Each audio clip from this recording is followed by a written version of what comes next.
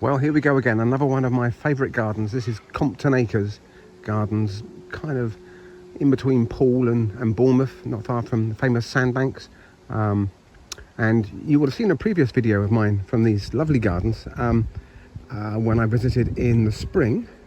But now I've come back, Beloved and I have popped back for a weekend down here, and I thought I'd just come and have a look in November to see how this garden looks in the autumn as we approach winter. Let's go and have a look.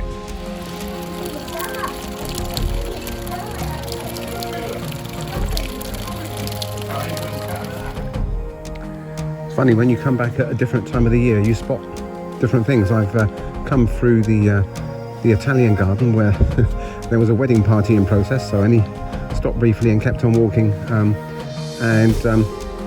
remember seeing this part of the garden in the spring, and these the wallflowers would have been in full flower, and I think they had tulips coming up through them. So you're kind of seeing preparations for the spring.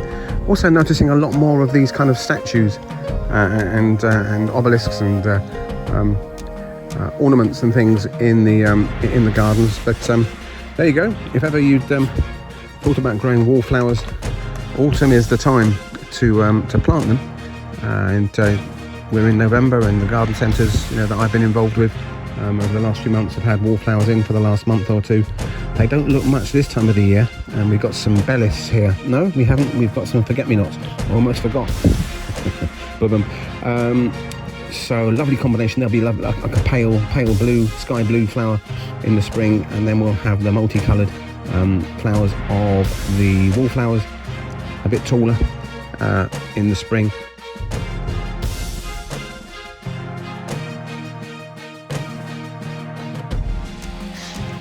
So there's some jumbo salvias there. I always imagine salvias to be just a kind of, half that size at the most. Some really tall ones there, and some beautiful banana trees there. Musa Basjo, I would imagine.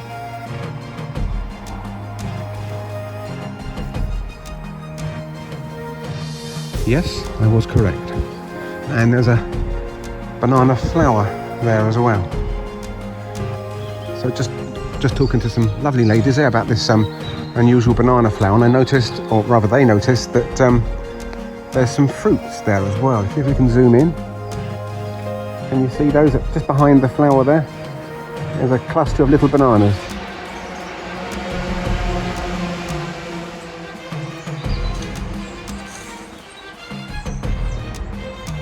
Now this looks like a Wollemi pine, Wollemi conifer, which is well, there was a bit of a hoo-ha about them a few years ago when they kind of rediscovered these as was like a prehistoric ancient tree that was discovered. I'm sure it was in maybe an Australian valley or something like that, and they've been kind of mass produced now, so that that species or that group of plants can be re-established, and that is a beautiful specimen.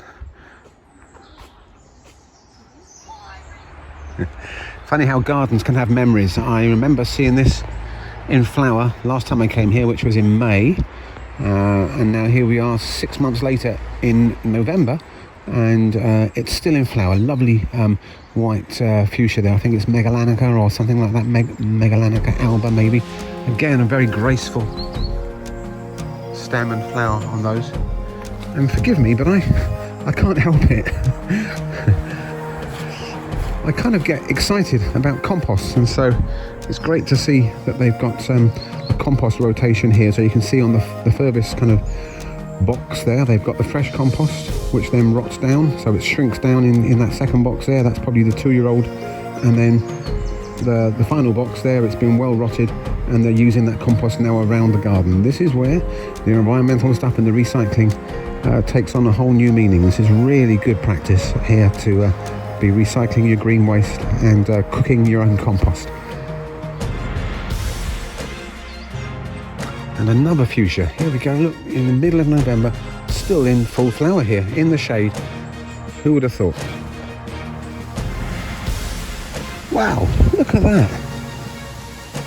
Hardy cyclamen, Cyclamen neapolitanum, I think, or sometimes known as hederifolium, because the leaves look a bit like ivy leaves. But just loving this in the shade here. and lots of different types. They're kind of reseeding and spreading, and different shades of pink and mauve all the way along here. Lovely foliage colour. Oh, look at this. Wow, how unusual is that?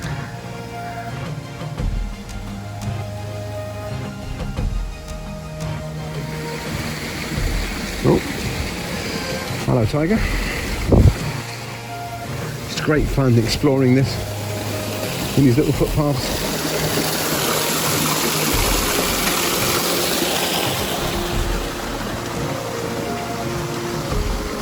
Now we can start to see some hints of autumn colour through here. This is what one of the reasons I wanted to come back, was to see some of the shrubs and trees with their autumn colour on the foliage. Let's go and have a look.